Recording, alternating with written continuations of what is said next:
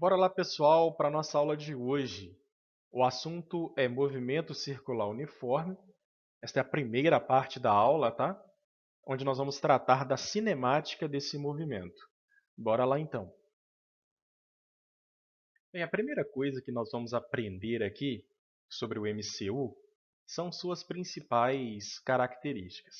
Aqui ao lado, né, um exemplo de um corpo em trajetória circular e uniforme. Um satélite que orbita a Terra aí numa trajetória aproximadamente circular. Bem, quais são as principais características do MCU? Primeira delas, o módulo da velocidade é constante no tempo. E por isso ele percorre voltas iguais em intervalos iguais de tempo. Notem só, nós aprendemos lá na aula de vetores que o tamanho do vetor velocidade é proporcional ao seu módulo, não só do vetor velocidade, né, claro, como de qualquer outro vetor. E veja que ao longo da trajetória, o tamanho desse vetor não muda no tempo. Isso quer dizer o que na prática? Que o módulo da velocidade permanece constante no decorrer do tempo. A próxima coisa é que a velocidade varia no tempo. Professor, mas isso não é conflitante com o que você disse acima? Não. Aqui eu estou dizendo que o vetor velocidade varia no tempo. Veja, a cada instante, a direção e o sentido desse vetor é diferente. Então, isso quer dizer o seguinte, olha, o módulo está ficando igual no tempo, mas a direção e o sentido muda no decorrer do tempo. Então, isso quer dizer que o próprio vetor está mudando, tá? Então, cuidado para você não cair numa pegadinha assim numa questão. Se te perguntar, no MCU, a velocidade varia no tempo? Sim, o módulo não. Outra coisa é que esse movimento é acelerado. Isso é uma consequência do que eu disse acima, né? Para que eu experimente variação do vetor velocidade, é necessário uma aceleração. E, de fato, né, a aceleração é a grandeza que faz mudar o vetor velocidade. O módulo não está mudando, mas a direção está mudando e o sentido está mudando. Logo, existe aceleração. E essa aceleração ela é apenas radial. Nós vamos aprender isso melhor mais à frente, tá? Sobre as acelerações dentro do movimento circular e aquela própria, né, do MCU. No MCU, a aceleração, como está aqui nessa figura, já para você identificar isso bem, para isso já ficar bem claro aí na sua mente. No MCU, existe uma aceleração. E olha para onde ela aponta, olha, ela aponta sempre para o centro da trajetória. A velocidade é tangente à trajetória e a aceleração é radial, também chamada de aceleração centrípeta. E nós começamos agora com uma análise das principais grandezas referentes ao movimento circular uniforme. A primeira delas é a frequência, uma grandeza muito importante para descrever eventos periódicos. São aqueles eventos que se repetem no tempo. Eu já adiantei, né, que pelo simples fato de que o módulo da velocidade não muda no tempo, então um corpo em MCU ele dá voltas iguais em intervalos iguais de tempo. Então a frequência é uma ferramenta muito importante para caracterizá-lo. E veja, nós usamos o conceito de frequência em outras áreas, como por exemplo a frequência cardíaca, né, que mede o número de batimentos do coração numa dada unidade de tempo. E está aí a própria definição, então. Qual que é a definição de frequência? A definição de frequência é o número de repetições de um dado evento num tal intervalo de tempo que eu queira medir. Eu posso querer medir o número de repetições por minuto, por segundo, por hora, por dias, meses, ok? Então, definição simples. E está aí a forma matemática dessa definição. Tá? Frequência, aqui já própria pro MCU, tá? A frequência no MCU será o número de rotações num dado intervalo de tempo em que tais rotações foram medidas. Esse intervalo de tempo ele pode ser hora, segundo, minuto, meses, tá? Porém, os exercícios basicamente trabalham bastante com a unidade segundo e a unidade minuto, tá certo? Bem, e a unidade de medida da frequência? A unidade de medida da frequência, as duas principais também que nós vamos trabalhar, é o Hertz e o RPM. E eu vou definir para vocês que é Hertz e o que é RPM. Então, bora lá. Hertz é o número de rotações por segundo, isto é quando você está quantificando o número de rotações num dado tempo medido em segundos. Fácil, tá? Rotações por segundo. E Hertz é sistema internacional de unidades, tá certo? RPM são as rotações por minuto, tá certo? Então, é quando você está quantificando o número de rotações na unidade de tempo minuto, ok? Existe uma relação entre Hertz e RPM importante de ser estabelecida e é fácil de ser compreendida. Bem, então, o que é 1 Hz? Se um corpo tem uma frequência de rotação de 1 Hz, quer dizer que ele executa uma rotação por segundo. Tá, mas como 1 minuto tem 60 segundos, logo, se ele executa uma rotação a cada segundo, em 1 minuto ele executará 60.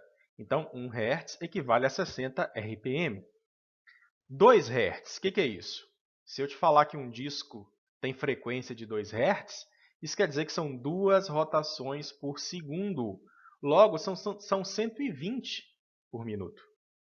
E logo, uma frequência de 3 Hz equivale a 180 rotações por minuto.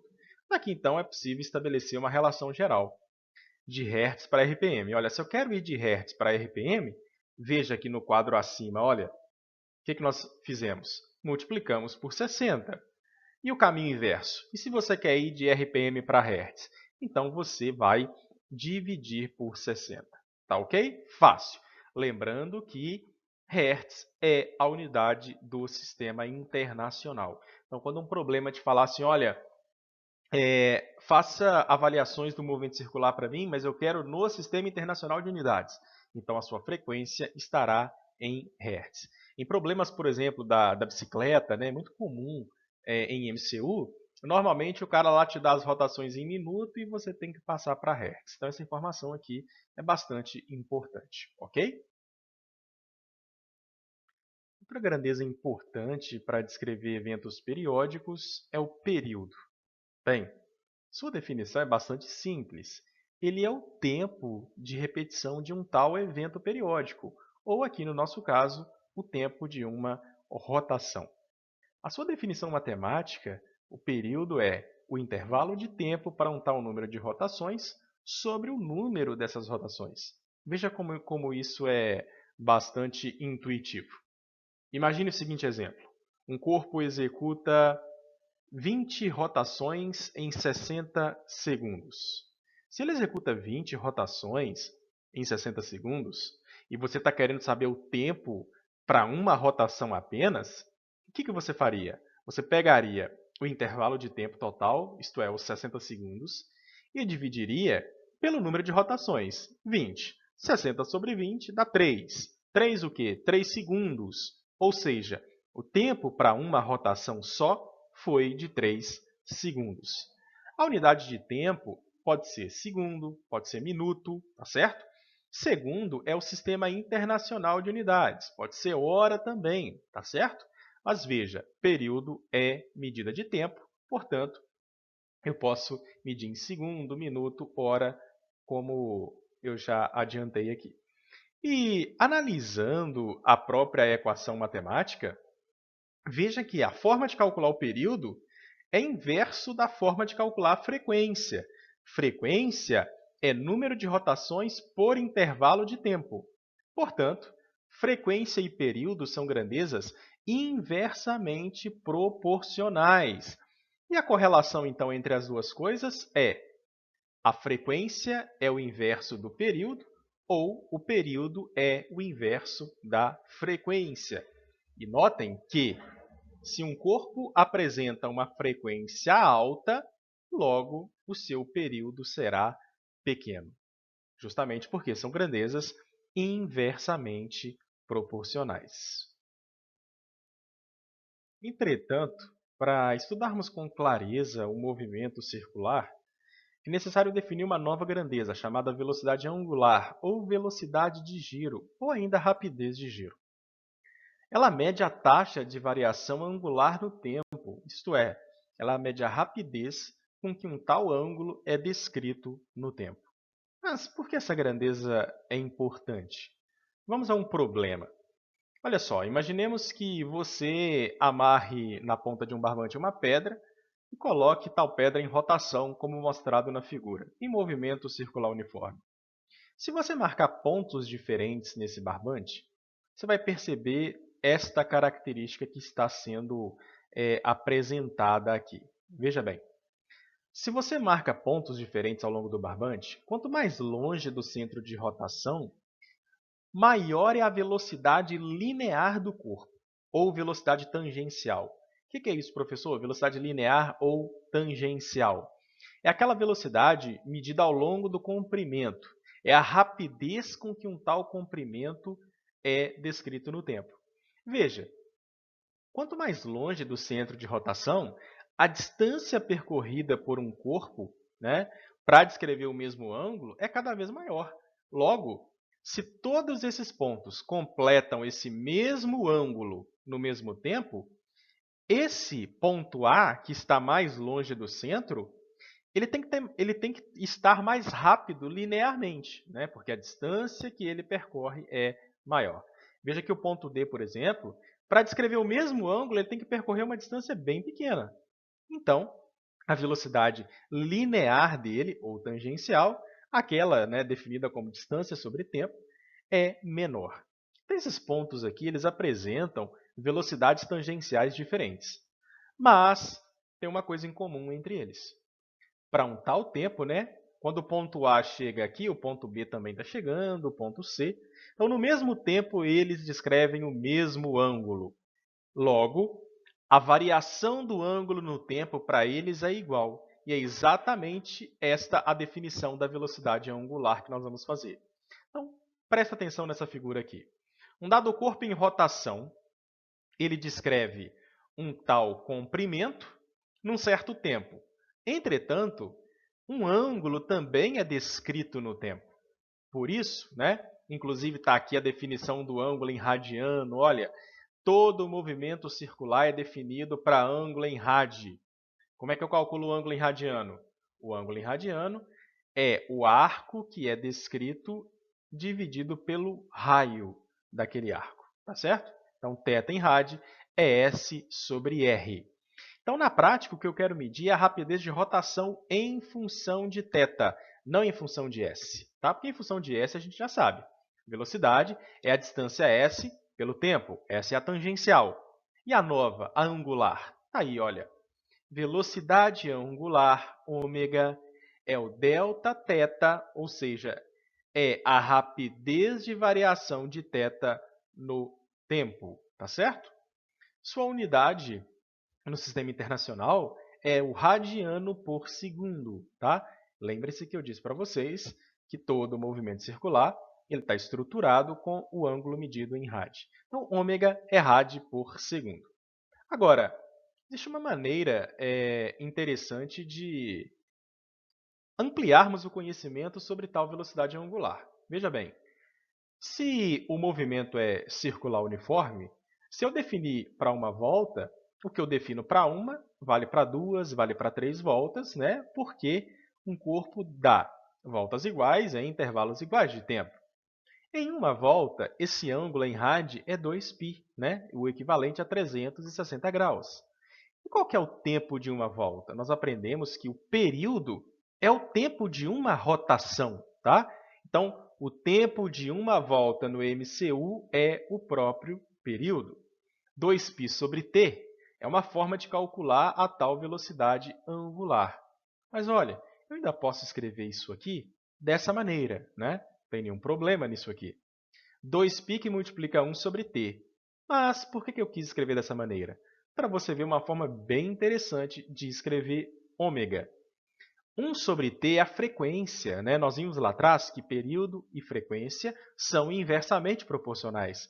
F é 1 sobre t. Logo, eu vou substituir isso aqui pela frequência, apresentando para vocês aí uma forma bem interessante para resolver problemas para calcular a velocidade angular. A velocidade angular é 2πf. Por que essa forma é importante? Que ela te mostra que a velocidade angular só depende da frequência, tá? Por isso, Os pontos A, B, C e D, voltando ao nosso problema original, eles têm velocidades tangenciais diferentes, mas angulares iguais, né? Por quê? Eles completam voltas iguais em intervalos iguais de tempo. Quando A completar uma volta, o ponto D também terá completado uma volta. Então, a frequência desses pontos é a mesma. Como 2π é uma constante, que é o ângulo central, logo, todos eles têm a mesma velocidade de giro, tá, pessoal? Então, ó, todos os pontos aqui da corda têm a mesma velocidade de giro. Entretanto, a velocidade tangencial deles é diferente. Mais à frente, nós vamos detalhar melhor essa tal velocidade tangencial e compará-la com a velocidade angular. Bem, como dito no slide anterior, agora nós falaremos da relação entre a velocidade angular e a velocidade linear e tecer, a exata diferença entre elas. Bem simples, veja bem. A velocidade linear ou tangencial é aquela que mede a rapidez com que o arco S é descrito no tempo, enquanto que a velocidade angular é aquela que avalia a rapidez com que esse ângulo é descrito no tempo.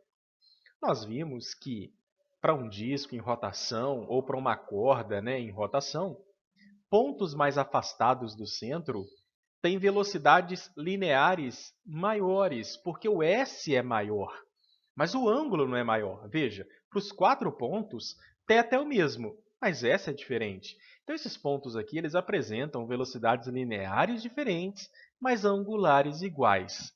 E é isso que nós vamos apresentar aqui, a relação entre v e ômega.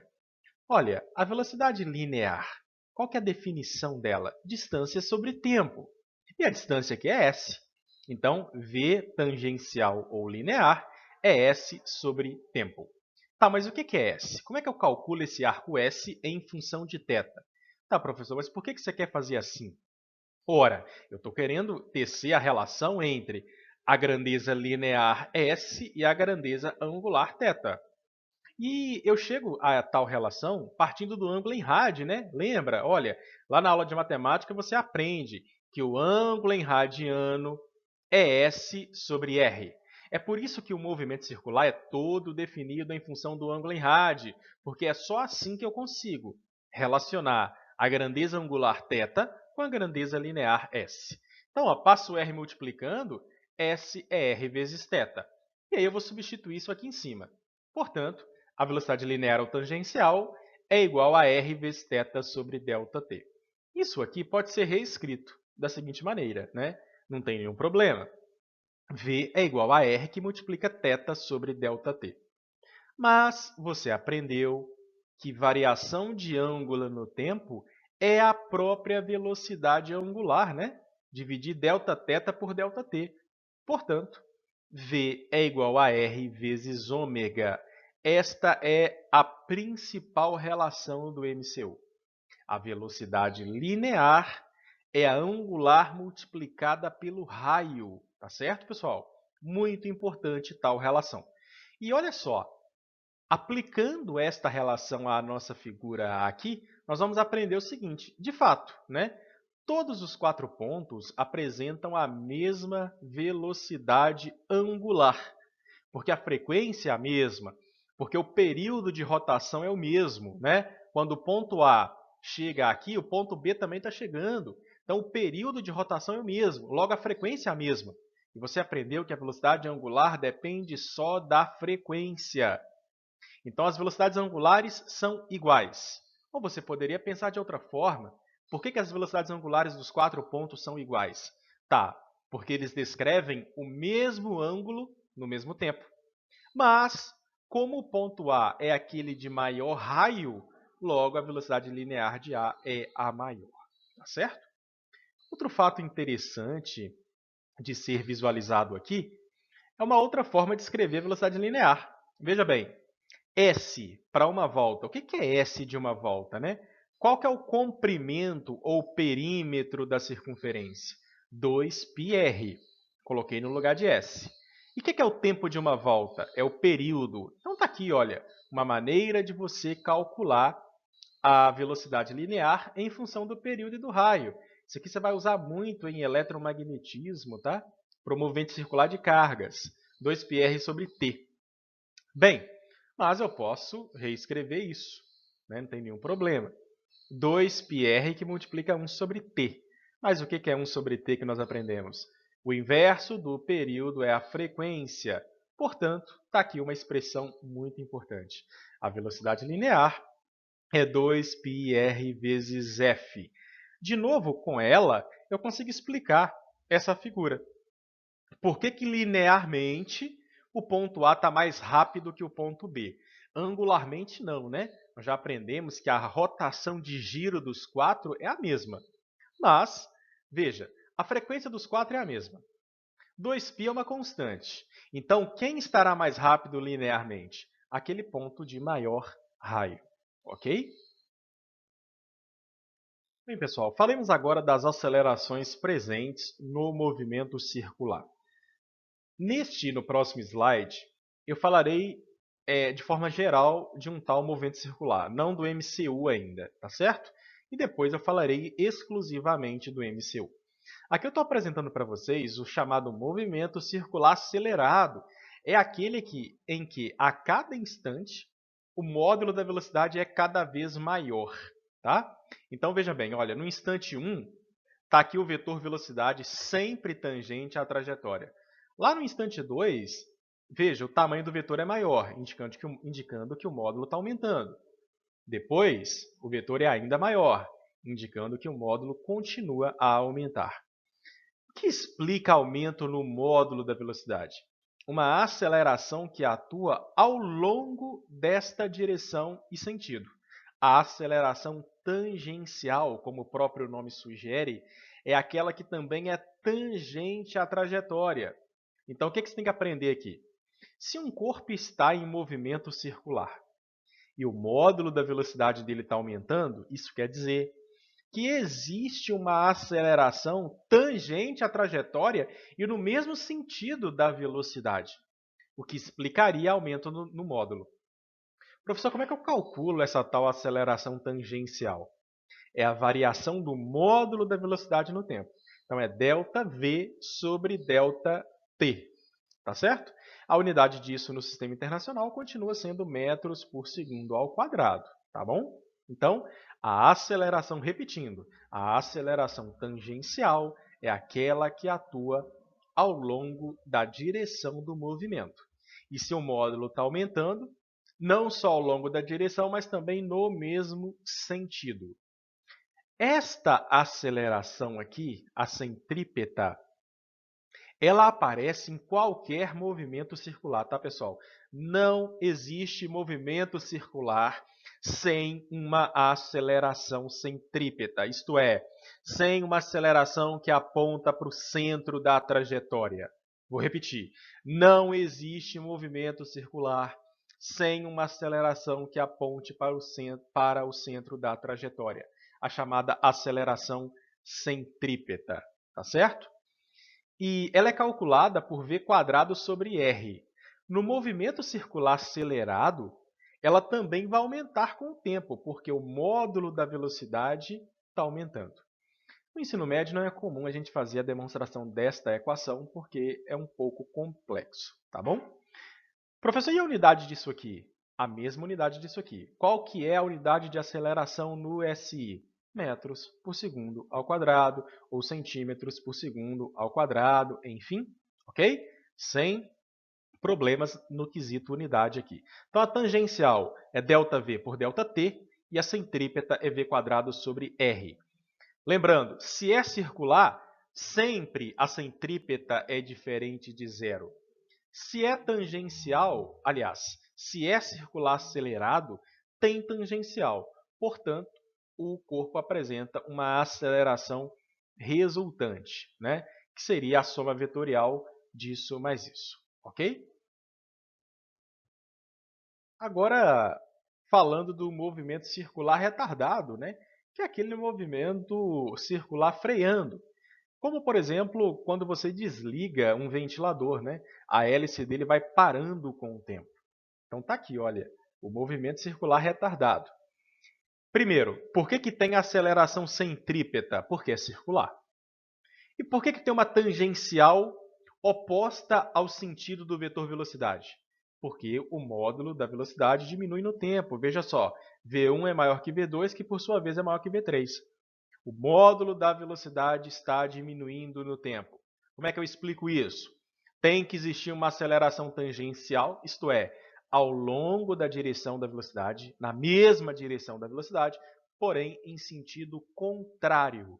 E existe uma centrípeta, porque o movimento é circular. Forma de calcular a mesma coisa, né? A aceleração tangencial, o módulo dela é ΔV por ΔT, e a centrípeta é v quadrado sobre r. Por fim, falando agora das acelerações no MCU, tá certo? Bem, no MCU não existe aceleração tangencial. O módulo da velocidade permanece constante no tempo. Veja, o tamanho desse vetor é igual ao tamanho deste, que é igual ao tamanho de v3, que é igual ao tamanho de v4. Você aprendeu que para um corpo experimentar alterações no módulo da velocidade, tem que existir uma aceleração tangencial, isto é, uma aceleração que atue na mesma direção do vetor velocidade. Ou a favor dele, quando você liga um ventilador, por exemplo, e a hélice gira cada vez mais rapidamente, ou contrariamente a este vetor, que é quando você desliga o ventilador. Então, no MCU, que é o nosso caso de análise, a aceleração tangencial é zero. A centrípeta ela é diferente de zero. Qual o motivo? Só existe movimento circular se existe uma aceleração que aponte para o centro da trajetória. Portanto, existe aceleração no movimento, a aceleração resultante é diferente de zero. E aqui uma coisa importante que você não pode esquecer. Se a velocidade é tangente à trajetória e a centrípeta aponta para o centro, logo, a direção entre a aceleração centrípeta e a velocidade é de 90 graus, ok? Então, olha, se existisse uma tangencial, o ângulo seria 0 ou 180, né? 0 se fosse no mesmo sentido, 180 se fosse no sentido oposto. Esse é o ângulo entre a tangencial. Agora, o ângulo da centrípeta com a velocidade é sempre de 90 graus. E, por fim, eu vou apresentar ainda para vocês uma maneira interessante de representar matematicamente tal aceleração centrípeta. Eu disse para você que uma maneira de você calculá-la é v quadrado sobre r. Porém, tem uma outra forma. Você aprendeu lá atrás que v é ômega vezes r, né? A velocidade linear é angular vezes raio. Substituindo, fica ômega vezes r ao quadrado. Ômega quadrado vezes r quadrado sobre r. Logo, eu posso simplificar esse quadrado com esse r e a minha aceleração centrípeta fica escrita dessa maneira. Ômega ao quadrado vezes r é uma outra maneira de calcular a aceleração centrípeta, ok? Você pode usar esta forma ou ainda esta forma aqui, ok? Nós vamos encerrar esta primeira parte fazendo de novo uma espécie de exercício em cima daquela nossa figura, né? Que nós já aprendemos bastante coisa sobre ela. Esses pontos aqui eles giram de maneira solidária, isto é, quando o ponto A completa uma volta, o ponto B também completará uma volta.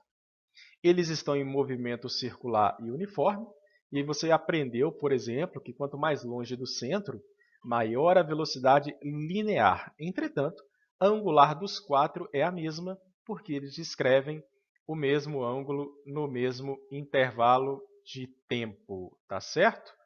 Bem, isso aqui também poderia remeter, ao caso de diferentes observadores sobre a superfície da Terra. O ponto A, por exemplo, poderia simbolizar alguém sobre a linha do Equador, e o ponto B, por exemplo, alguém sobre o Trópico de Câncer. Tá?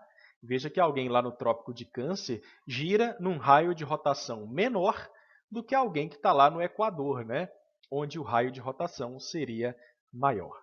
Então, você pode aplicar isso aqui tanto para diferentes observadores em diferentes pontos da Terra, ou pontos que giram solidariamente num disco. Primeira pergunta que eu faço: os períodos são iguais ou são diferentes? Bem, os períodos são iguais, né? Porque a rotação aqui é solidária. Quando A completa uma volta, B também completará uma volta. O exercício, pessoal, te falará sobre isso, tá? Logo, as frequências são as mesmas, né? Se os períodos são iguais, as frequências também serão iguais. E a velocidade linear, tá? Por que a velocidade linear de A é maior que a de B? Você já aprendeu sobre isso. E aí você pode recorrer à expressão, olha, velocidade linear é 2πrf. A frequência é a mesma, o 2π é o mesmo. E aí você observa, então a velocidade só depende do raio. Como o ponto A tem maior raio, logo a velocidade linear de A é maior. As velocidades angulares são as mesmas. ômega é igual a ômega b. Recorra à expressão. Ômega é 2πf. Mas a frequência é a mesma. Logo, a velocidade angular é a mesma. E a aceleração centrípeta? Bem, a aceleração centrípeta de A ela é maior que a aceleração centrípeta de B. Professor, como é que eu poderia chegar a uma conclusão assim rapidamente? Bem, olha aqui. Eu provei para vocês que a aceleração centrípeta é ômega ao quadrado vezes r. Mas você já concluiu que ômega é igual para todo mundo. Logo, o ponto de maior raio experimenta maior aceleração centrípeta. Então, alguém lá na linha do Equador experimenta uma aceleração centrípeta maior do que alguém, por exemplo, sobre o Trópico de Câncer. Ou um ponto mais periférico num disco tem aceleração centrípeta maior do que um ponto mais interno. Beleza? Pessoal, não perca a segunda parte da nossa aula, onde nós falaremos sobre transmissão do movimento circular. Até lá, então!